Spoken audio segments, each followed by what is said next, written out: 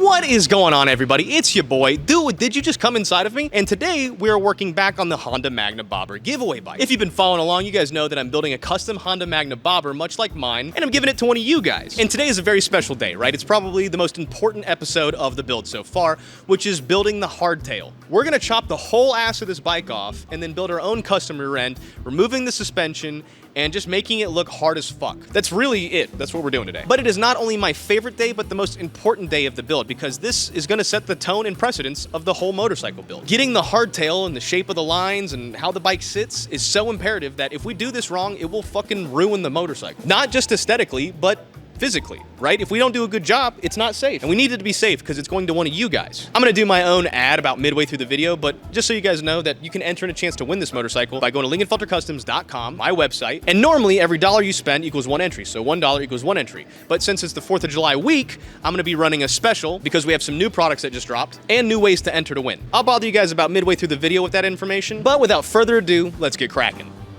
Now, in the last video, you saw me scan the entire motorcycle with my 3D scanner, but the scan wasn't that awesome. I was still new to using it, and I didn't do a great job. Now that the rear is all blown apart, I can get a much better scan of the frame so I can design the hardtail and get the shape right in my CAD program without me having to hack up any tube. The overall look of the rear is really important, and this will also tell me the proper degree of bend I need for each tube. And this scan did come out much better. I can actually see the structural points that I need to tie into, so I'm going to import my model into plasticity and get to work. After a few hours, I've come up with a representation of what I'm going for. This design will change a bit, but it's a great starting point. Next, we need to set our ride height. Using my orange motorcycle jack, I find a good sitting height that will look good but won't compromise lean angle too much. The lower you make a bike, the more the lean angle suffers. These next steps are going to get weird, but let me explain my thought process. I need a way to keep the axle position in place while I build the hardtail. I do have a motorcycle lift on the way, and I had planned to build a frame jig directly on the lift, but the lift will not get here in time, so I'm going to use the bike's frame and swing arm as my own jig.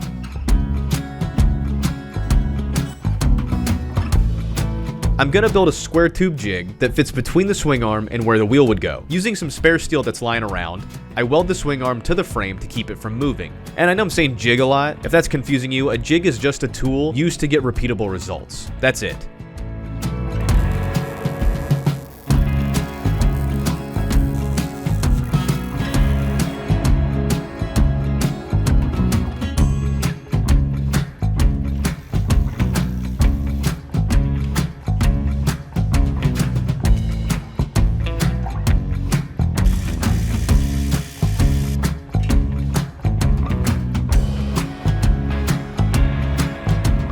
Now it's time to build the jig itself. I'm going to build a small square tube jig and weld it directly to the motorcycle frame. That way, no matter if I bump the bike or move it or whatever, the dimensions will always stay the same and be static with the bike itself.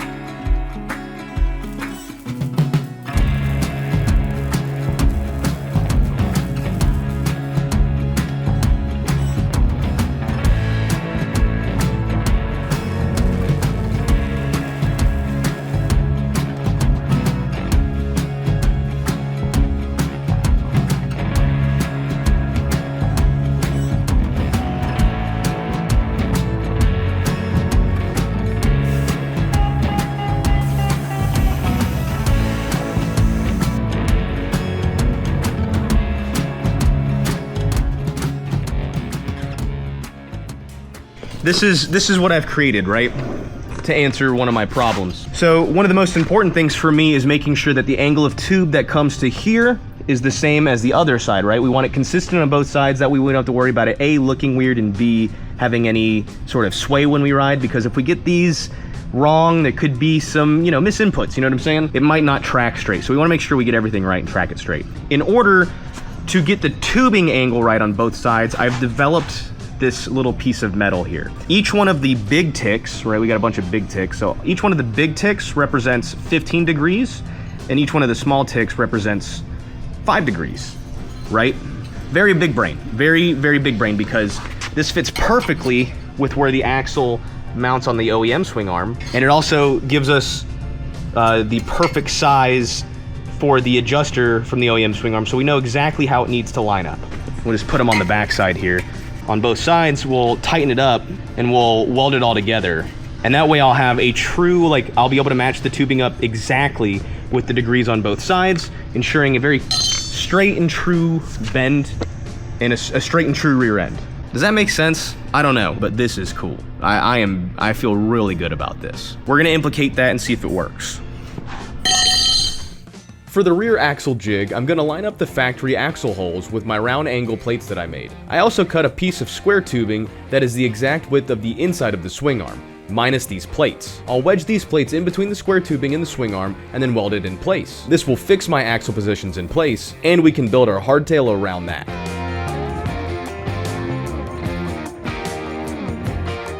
Now that the axle jig is done, I can remove the swing arm. All I need to do is remove the single bolt holding it in place, remove the brake linkage, and cut my welds.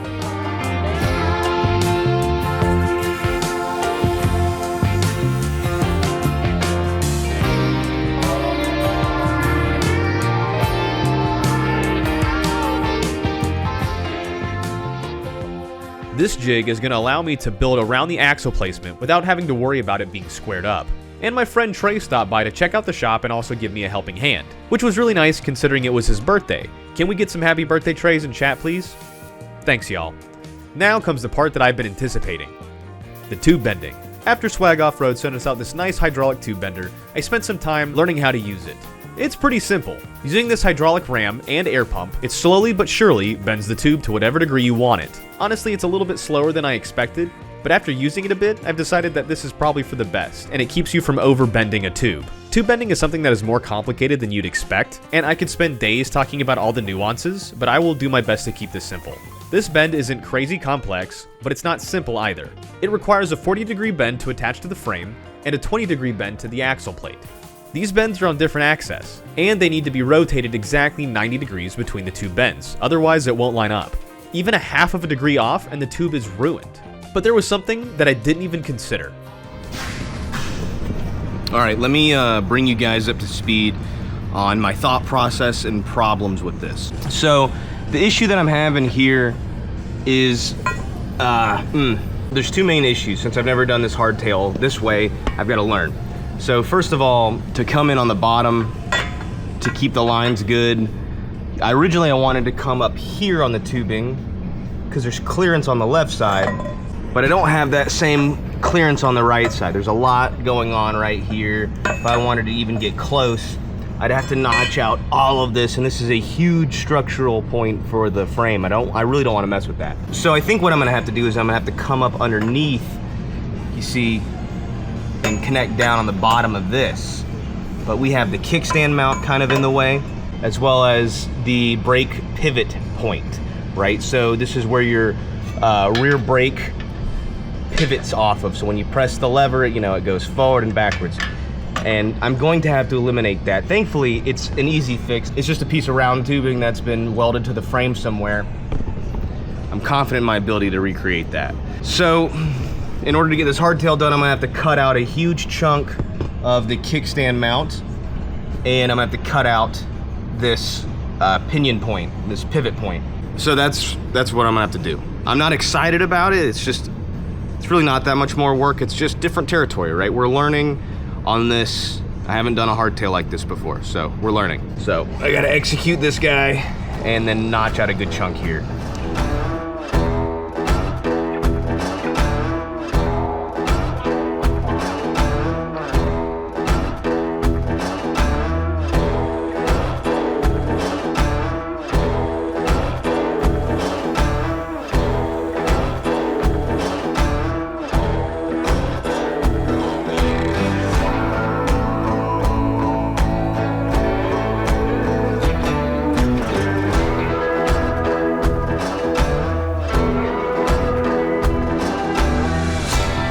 We're in a pretty good spot. All right, so I've got both of these tubes bent. I like the angle of them. This one needs to be a little bit shortened on the inward side, but I think this is gonna be how we do the bend. This looks good. They're both 20-degree bends. So we got a 20-degree bend here and we got a 40-degree bend here. So 40 degrees, 20 degrees, and that's on both sides. And they are about damn perfect. I mean, I'm pretty proud of that. Pretty proud of that.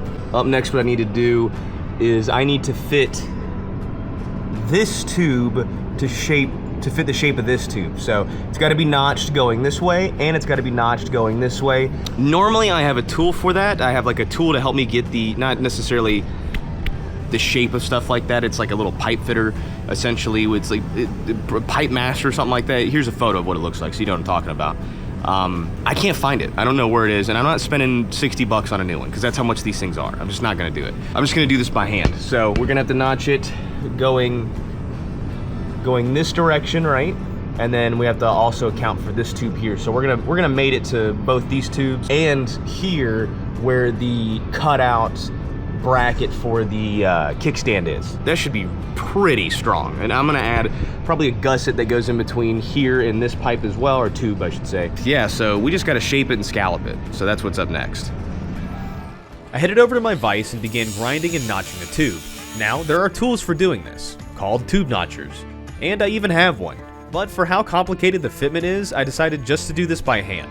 I'm not gonna make you watch this for every piece of tube, but I do want you to see how long it took me to get the perfect fitment. When it comes to fabrication, especially something that's new to you, it's important to take the time to get it right. Because when you do, you get results like this. All right, it's time to brag a little bit. So, this took a couple of hours to get done because I'm doing it by hand. You have to watch me do this by one hand too, so it's a little awkward, but look at that fitment, dog. Look at that fitment. Okay, you ready? Look. Oh, fuck, that's good shit. It just locks in place around that tube. It's notched, 360, we love it. We love it. And yes, I do have a tool to notch this for me, but not this complex of a notch. This is all gotta be done by hand. And then this guy locks in there too. Very, very happy with that. I'll do some more trimming on that to square that, but that is good. I need a break.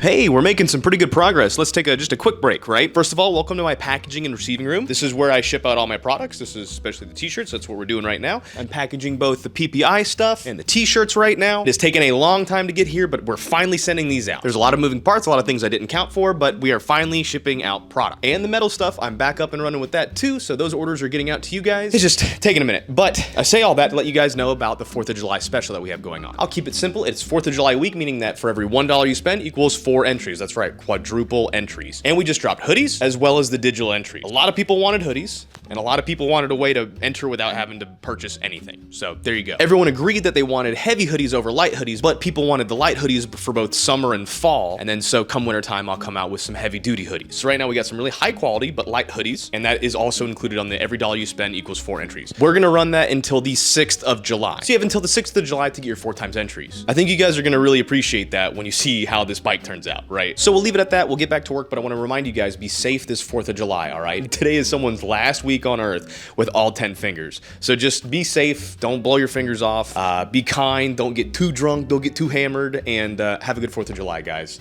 Let's get back to the rest of the video. After some hardcore thinking and some sips off the old Benjamin Franklin, I finally decided on how I'm going to integrate these tubes into the new frame design. So I hack off the extra frame I don't need, which is housing the rear pegs and some tabs for the plastic covers. I just plan on sleeving these with bigger and stronger tubing.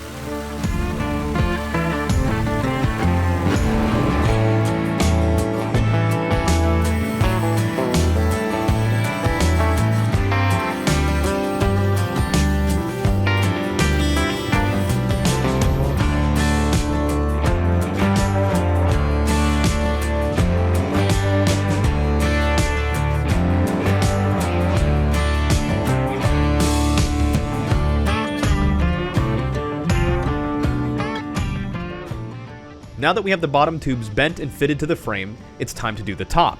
On a side note, a cloth tape measure is a great tool for fabrication if you need to measure something that isn't perfectly straight, or something that has a bend in it.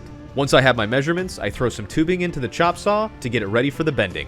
When doing bending, it's important to cut a little bit more than you need. If there isn't enough material for the bend, it won't fit properly in the bender. So we cut some slightly longer pieces of tubing, and we're going to create 2 pieces that have the same identical 20-degree bend.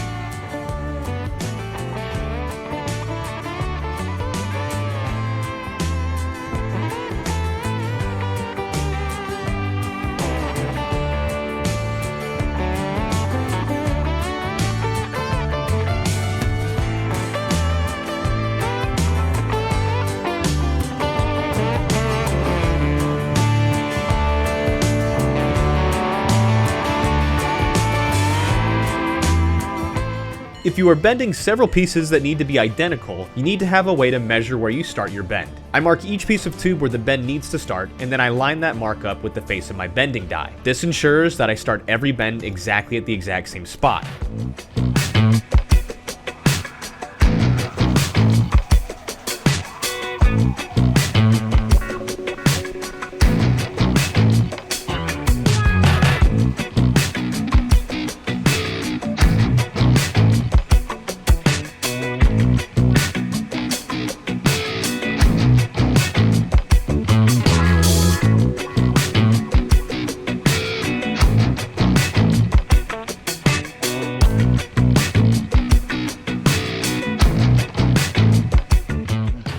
Now that we have our top tubes bent, we need to notch them to fit the frame. Enjoy this nice, tasty time lapse.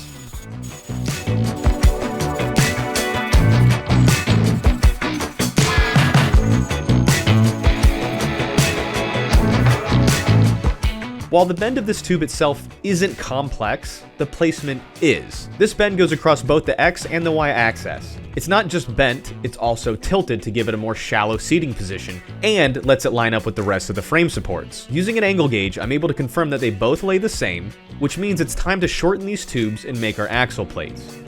Alright, so I'm going to show you guys how I designed the axle plate. It was really simple. Right here is a quick rendition of the degree plate that I made. Every large tick you see represents 15 degrees worth of degree, and every tick represents 5 degrees. This isn't the exact one that I made, this is me just showing you how I did it, but the inside of this square is cut exactly the same shape and same size as the axle hole on the OEM swing arm, but we need to design the axle plate, and I'll tell you why these angles came in use. So first what I'll do is I'll create 2 examples of tubing. We'll do a red tube for the top, and this is just Photoshop. I use Photoshop a lot for the stuff that I make just because I like the measurement program in here, but we know that the height of the tubing is 1.5 inches, so we just make that 1.5 inches. The length doesn't matter right now.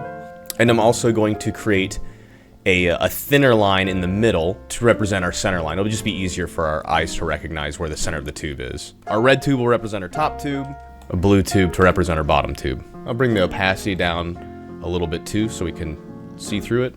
And the way the tube is sitting on the actual axle plate, let's say that it rests across this tick mark and then this tick mark down here. So we just line them up in our program. And let's say that the bottom tube runs across this bottom tick mark and then this tick mark over here, so we know to put it there. And again, these degrees aren't exactly how the ones on my bike were. I'm just using this as an example to show you how I achieve what I achieve. That way we can line them up, we know where the center lines are, and then we can just build the plate around that, right? So let's say that we just end our tube where it's gonna go. And the way I did it was I just built a square piece.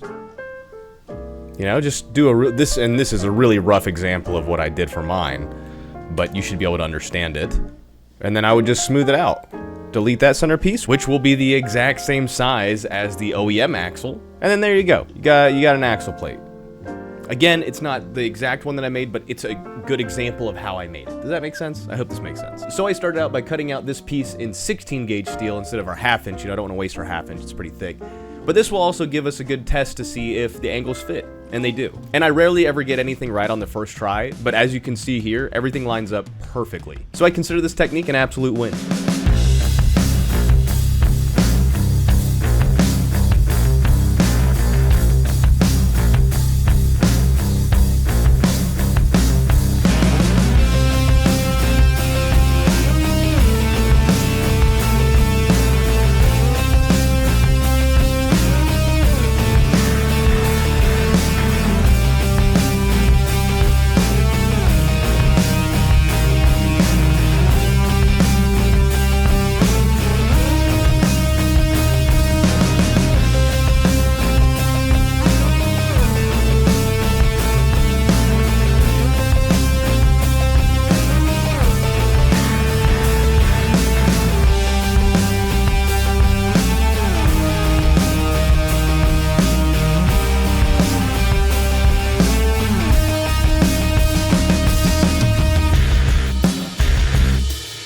The alignment on these test axle plates are perfect. I am very pleased with them. So now I'm going to commit to them and cut them out of the 1/2 inch thick steel. Now steel isn't cheap, especially a chunk a 1/2 inch thick, so I wanted to make sure I get it right. Of course, that wouldn't prevent me from fucking it up several times myself.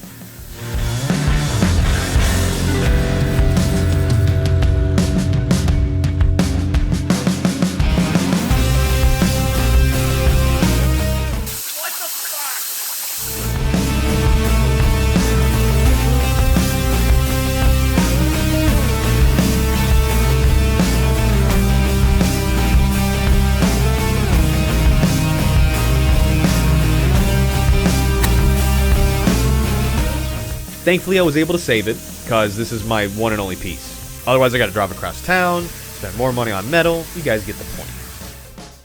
And these pieces came out great. I ran my machine at 65 amps at 30 inches per minute, and the cuts were perfect. But now all I need to do is clean the dross off and trim the tolerances.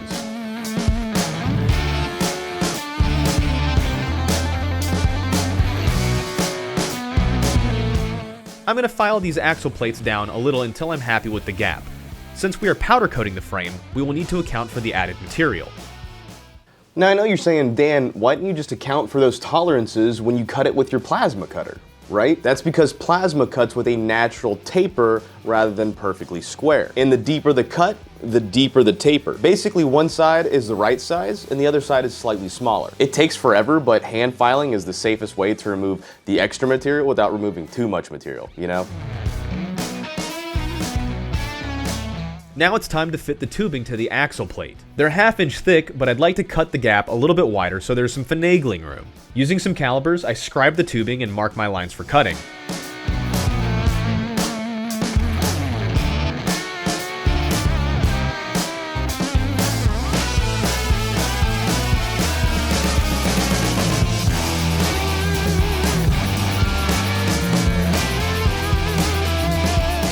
I find hard to cut sections like this best done in chunks. Start with the straight outside lines, and then lop it out chunk by chunk.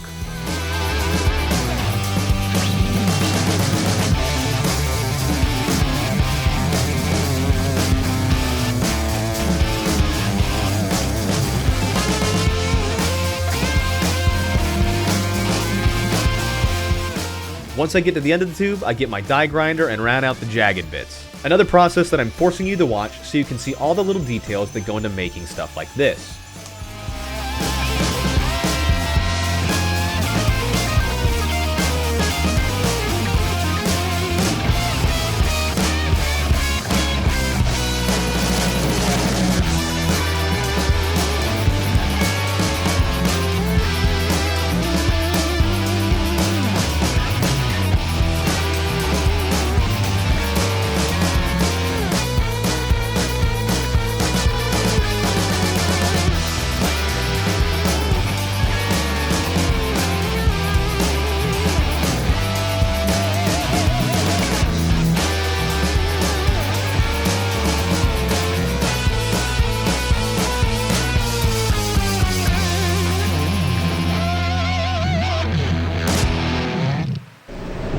All right, I'm gonna do that thing where I brag again. I don't like bragging, but buckle up.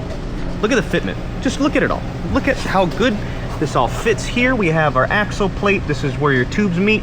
And these all have to be just micro adjusted to be 100% lined up. But look at the way they lay. The fitment between the frame and the tubing. Perfect. All hand cut. You guys saw it. Hand cut, hand shaped. No machines there for that. Same down here. Look how good that fitment is. You cannot get better than that right there. It fits perfectly around there and there in the backside. Plus we got the mount for the kickstand that we'll weld to. That'll be really strong. Then we have the 1-inch axle plate. I'm sorry, the 1/2-inch thick axle plate that I cut. Also just very happy with that. I think that this is gonna look really good.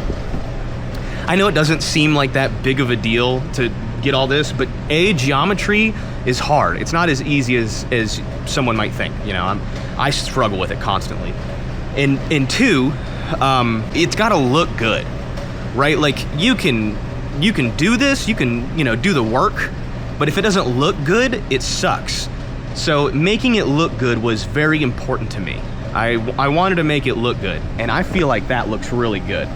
I think it flows really well with the lines of the bike, and this will get our seat really low. You guys have known how much I talk about it. I think this is actually, I hate to say this because of how I am, I think this is gonna be cooler than my bike. I think this is gonna be cooler than my Magna by a lot. And then we'll have to take just a short piece of tube and made it from here to here. I'll scallop it to shape this, because this is 1.5 inches thick, but this is only 1 inch thick, right? So I'll have the tube that'll come around here, and I'll fill it, weld it to here, and I'll also weld it along the seams here, and it'll come up to this tube right here and mesh. And I'll scallop it out so it meets there. So we'll have 1, 2, 3, 4, 5. 1, 2, 3, 4, 5 points of contact for the rear alone, and that's a lot. If you think about it, a swing arm only has 4. You've got, actually, technically 3, because the swing arm goes across, so we'll count that as 1, and then you have 2 shock mounts. So you have 3 mounting points, where this is gonna have 5 on either side. Hey, actually, no, wait a minute. This will have 10 welded positions over the 3 fixed positions on the standard swing arm. If that makes any sense to you guys, Lord help you. But I am just very stoked about this. I'm gonna do the other side because I haven't done the other side yet. I'm gonna get that side done, and then we'll tack it all in place, and then I'm gonna put a wheel in there, and I wanna kinda like roll it around the shop. One of the important things that I'm gonna have to do is figure out how to do the chain tensioner bit, because obviously this is about 2.25 inch right here from wall to wall, and this is where your axle slides forward and backwards to adjust. And we'll go over this. That'll probably be in the next video on how I'm gonna do this. I just settled on how I'm gonna do that a couple of days ago, because it's complicated. It's freaking, all right. You guys didn't ask, but I'll show you. So here's the swing arm, right? For the Honda Magna factory. And this is where your axle goes through, right? So the axle goes through, and when you need to adjust the chain, right, the chain's gonna get loose over time. So if you wanna adjust the chain, you just tighten this guy down, and it moves that forward. Can you guys see it? This is you tightening your chain, or loosening it. You can loosen it, and it'll go inwards, endwards, whatever you wanna call it. I basically have to make that on that. And I've overthought it for weeks at a time, and I finally came up with a good idea, which is crazy simple. So we'll cover that in the next video. But I need to do the other side. We'll tack it all together, and I'm good at this shit sometimes. I like to toot my own horn, but ugga dugga, you know what I'm saying? Maybe I do like to toot my own horn. What guy doesn't? The last thing I need to do before we tack everything in place are these last supports here. These are only 1 inch diameter, so I'm simply going to sleeve them with our 1.5 inch tubing. I will also be drilling some holes to add some plug welds. I should mention that I'm making the whole rear of this motorcycle from 1.5 inch DOM roll cage tubing with a 0.120 wall thickness. So it is very, very strong stuff.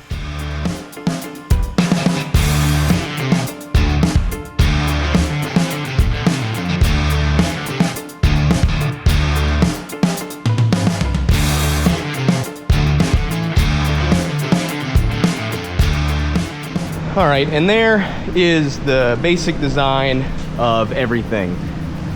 I'm very happy with the way everything has turned out. Nice little strong triangle right here. This all connects really well. I like the fitment on everything.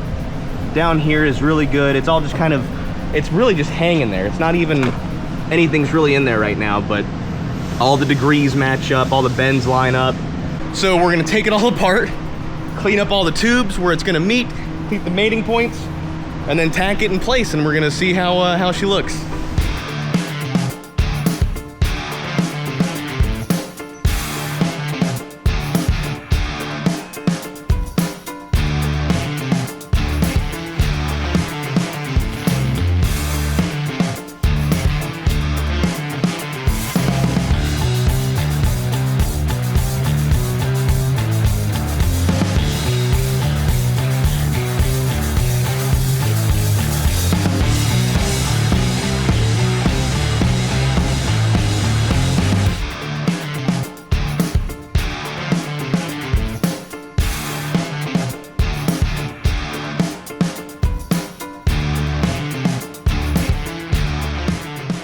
Before I tack everything in place, I look everything over for a long while. If there were anything out of place or not perfect, now would definitely be the time to see it. Once I'm confident with it all, I send it.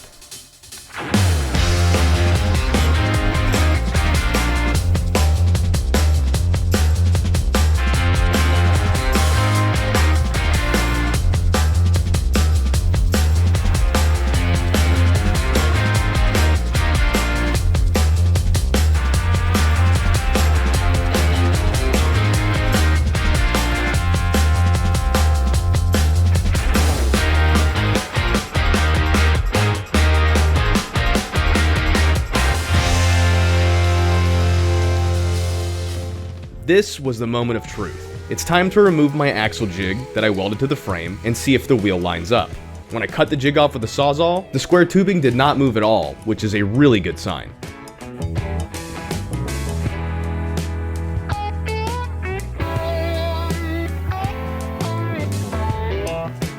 And, much to my surprise, everything lined up perfectly. Let's wheel this thing out into the open and take a look at our work.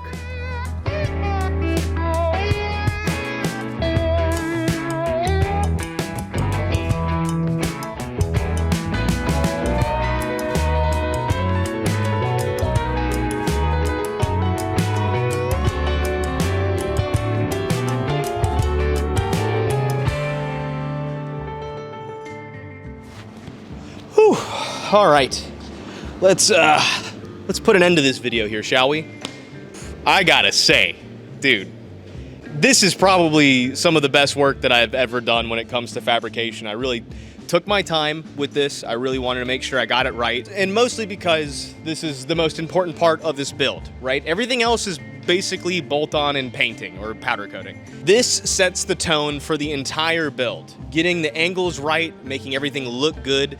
This was the whole bike. I built a lot of stuff for me. I'm like, oh, that's fine. That's good enough. I didn't want good enough for you guys. I wanted perfect. And I feel really good about just the way I did everything. I didn't cut any corners. And there's truly not another hardtailed Honda Magna like this out there. There are some hardtail Honda Magnas like mine, and people have done their own hardtail kits, but I'm gonna be real with you guys, and this is just my opinion. I think they look like shit. Everything seems to be nice and straight and lined up. Everything tracks good. All the tubes are true. I checked over and over and over again. And listen, I need to be honest with you guys on this. I could not have done this 6 months ago.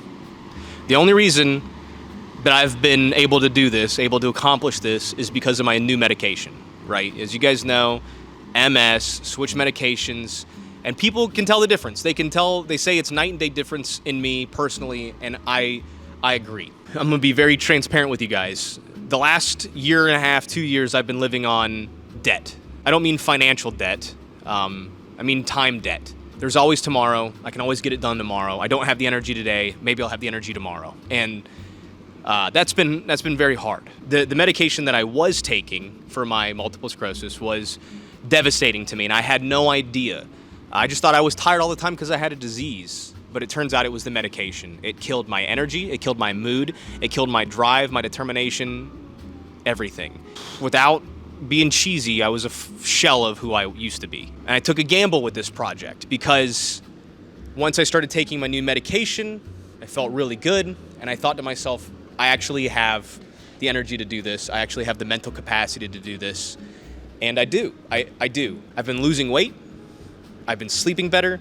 I've had more energy. My mood has been through the roof. My energy has been through the roof. That's one of the main reasons why this project was so important to me, is because like I finally felt good enough to do this. And I don't think you guys understand that, and I just want to share that with you guys. I might talk about this in a different video, but this is, to me, proof that I am me again. I am Dan again. I am him. I am Himothy. And I can't be stopped. I am back to full fuck. I've been knocking out the PPI orders that have been missing. So you should see some of that stuff coming to you guys very soon if you guys are missing orders. I know there's some people who ordered in January that are still missing orders, and I'm working on that. At the same time I'm working on this, I've been able to knock out a good chunk of orders. I still have a lot more to go. I'm not ranting, you know, it's just like, it's just good to be fucking back, dude. It's just good to be back. So that being said, man, thanks for being around for this. I cannot wait for one of you guys to get this, dude. Brother, I sat it next to my Magna, right? Kind of compared them to. I hate to say this, dude. I hate to say this, but this bike is gonna be cooler than my bike by like a long shot. This is gonna be such a cool motorcycle. And I didn't mean to do this. It's lower than my bike. It's lower than my Magna. So that's even cooler. That is like, whew. I mean, just look at it, bro. Just look at it. You know, this is way cooler than what I had in my head, you know? This is fucking sweet. I built the whole this for you. It's just for you. It's got your name on it. You just don't know it yet. Oh, what does that leave us next? Right, we gotta talk about what's up next. So, next video, what are we doing? Next video, I'm gonna drop the motor, take the motor out, weld up the rear, get everything finished up, get the whole rear finally welded up. Right now it's just tacked together. So I'll get the whole bike welded up together, nice and strong. And I've got some places like that I need to put some stuff, like I need some supports I gotta make here and there. We also got to build the seat and seat hump. I am gonna hand build my own seat, I think, at this point. Some other odds and ends, like there's gonna be, I think I'm gonna put a little panel over here, maybe some stuff down here. Then we'll drop the motor, strip the motor, and then powder coat the motor, and then we'll also, I've got some paint work to do on the engine, I think I might Cerakote it. I've been talking to Prismatic Powders. They make all the powder coat that I get, which is brilliant powder coat. But they also make Cerakote, which is stuff for guns and stuff like that. And if you remember Warhorse, I put Cerakote on the tank and fenders because it's stronger than paint. I'm gonna paint the tank, but I'm thinking about using the Cerakote for the motor. They even said it'll help with cooling. I don't wanna get into it. There's a lot of cool stuff. You guys will see that in that episode. But for those of you who stuck around to this part of the video, I want to say thank you so much. I love and appreciate the fuck out of you guys. You guys have really put a lot of effort and time and money into supporting me, you know, especially with like the merchandise and the sales and stuff like that.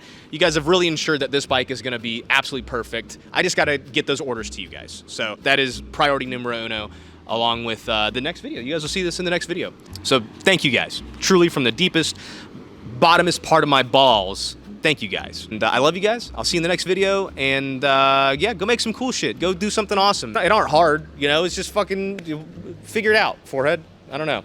Have a good one. We'll see you in the next one. Bitch.